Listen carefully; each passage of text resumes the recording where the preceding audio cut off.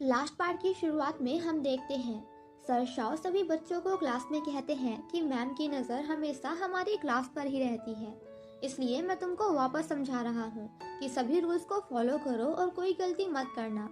मगर मेली और मार्टिन ने कल ही मैम के सामने एक दूसरे को अपनी फीलिंग्स बताई हैं। सर शाओ पूछते हैं तुम दोनों ऐसा कैसे कर सकते हो। मार्टिन कहता है मैम अचानक से सामने आ गई। सर कहते हैं मैम ने तुम दोनों के पेरेंट्स को कल बुलाया है। मेरी कहती है माना हम गलत थे, मगर हमारे पेरेंट्स को मत बुलाइए। सर कहते हैं मैं कुछ नहीं कर सकता। मेली बहुत डर जाती है। अब मैम के जाने के टाइम मेली उन्हें रोकती है और अपने पेरेंट्स को बुलाने से मना करती है। वो माफी मांगती है और रोने लगती है। मैम कहती है तुम्हें क्या लगा, तुम्हारे 2 वर्ड बोलने से तुम बच जाओगी। मेली बहुत माफी मांगती है, मगर मैम कहती है मैंने तुम्हें पहले भी अपना ये पपी प्यार करते हुए बहुत बार देखा है।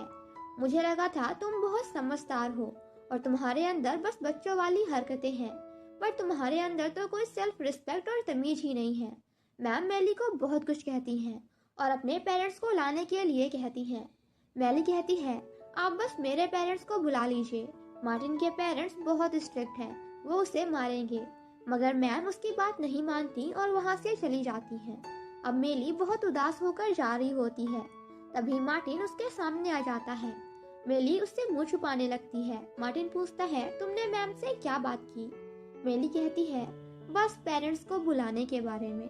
मार्टिन कहता है तुम फिक्र मत करो, तुम कहना कि तुम्हारे पेरेंट्स बाहर गए हैं। मेली कहती है और तुम। मार्टिन कहता है मैं संभाल लूंगा, और वैसे भी ये पहली बार थोड़ी ना होगा जब मैं मार खाऊंगा। मगर तुम वापस मैम के पास मत जाना, मैं नहीं चाहता वो तुम्हारी बेइज्जती करे। मेली कहती है मार्टिन हमें एक दूसरे से दूर रहना चाहिए। मार्टिन कहता है क्यों। मेली कहती है अगर हम अलग नहीं हुए तो फ्यूचर में हम खुश नहीं रह सकते। मैं हमेशा झूठ नहीं बोल सकती और तुम हमेशा मार नहीं खा सकते। हम अभी बहुत छोटे हैं, हमें समझ भी नहीं है। मार्टिन कहता है मगर हम एक दूसरे को पसंद करते हैं, हम कुछ गलत नहीं कर रहे। मेली रोते हुए कहती है मैं कभी नहीं भूलूंगी तुम कितने अच्छे हो। मैंने सोचा था कोई मुझे पसंद नहीं करेगा, मगर तुमने किया। मेरा पहला प्यार बनने के लिए शुक्रिया। मार्टिन कहता है मगर मुझे तुमसे अलग नहीं होना। मेली कहती है हम पहले की तरह अच्छे दोस्त रहेंगे। मेली रोते हुए वहाँ से चली जाती है। मार्टिन दुखी हो जाता है। वो रूम में जाकर बहुत रोने लगता है और माँ से कहता है मैम की वजह से मेली ने मुझसे ब्रेकअप कर लिया। मेली भी अपने रूम में रो रही थी। शाओनिंग उसे शांत करवाती है। तभी लियांशिया भागते हुए वहाँ आती है और मेली से कहती है तुमने मार्टिन को क्या कहा, वो बिल्डिंग से कूदने वाला है। तभी मार्टिन के रूम में मैम आ जाती हैं और मार्टिन से कहती हैं क्या करना है तुम्हें। सर शाओ मैम को शांत करवाते हैं और एक बार मार्टिन की बात सुनने भी कहते हैं। मैम कहती है ठीक है, तुम्हें जो कहना है सभी बच्चों और टीचर्स के सामने कहो। वो सभी हॉल में जमा होते हैं, जहां मैम सभी बच्चों से कहती हैं मार्टिन अपने पपी लव के लिए कुछ सफाई देना चाहता है। मैम सभी बच्चों के सामने उनकी बेइज्जती करती हैं और कहती हैं ये डिसिप्लिन के खिलाफ है। मार्टिन अचानक कहता है आपके कहने पर हमने ब्रेकअप कर लिया, अब आप क्या चाहती हो।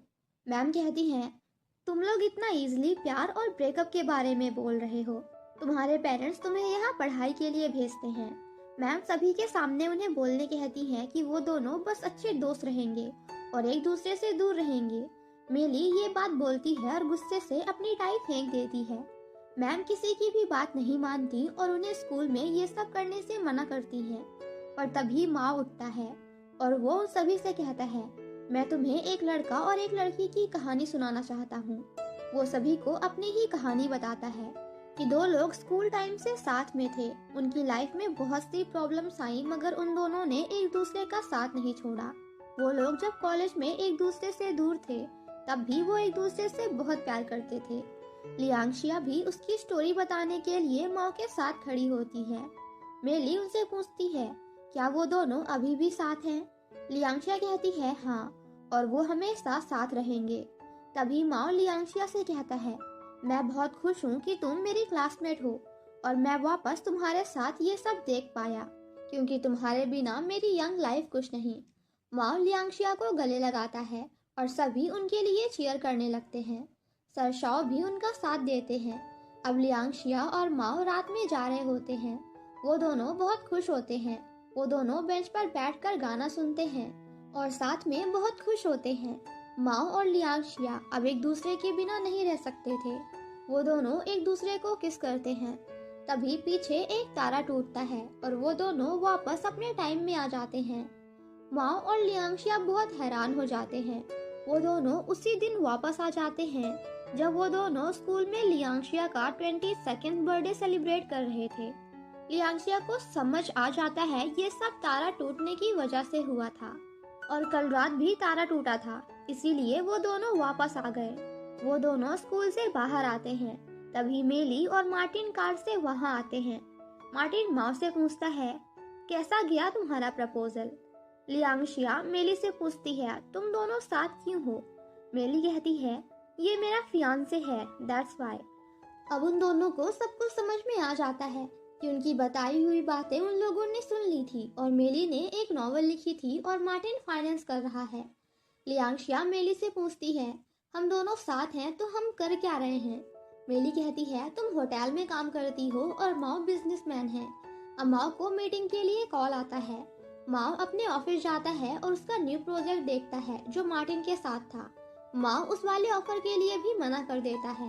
मैं उसे लियांगशिया को छोड़कर अमेरिका जाना था।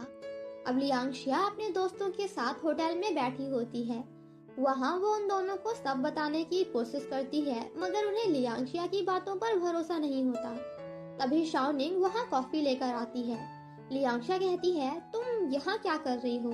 शाओनिंग कहती है, ये मेरा कैफे है।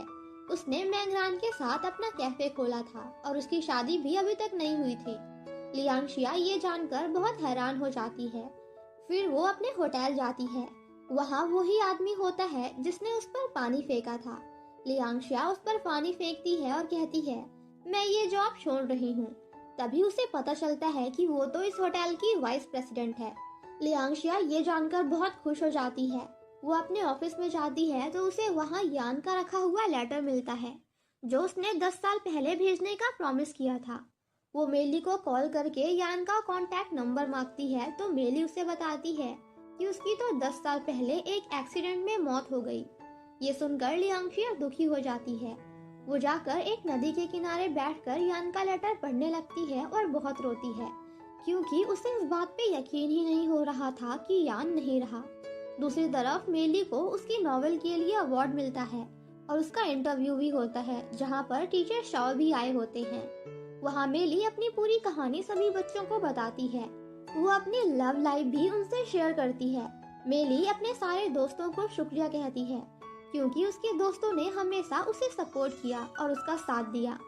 मेली सबके सामने लियांगशिया को अप्रिशिएट करती है क्योंकि वो नोवेल मेली ने लियांगशिया की ही कहानी पर लिखा था।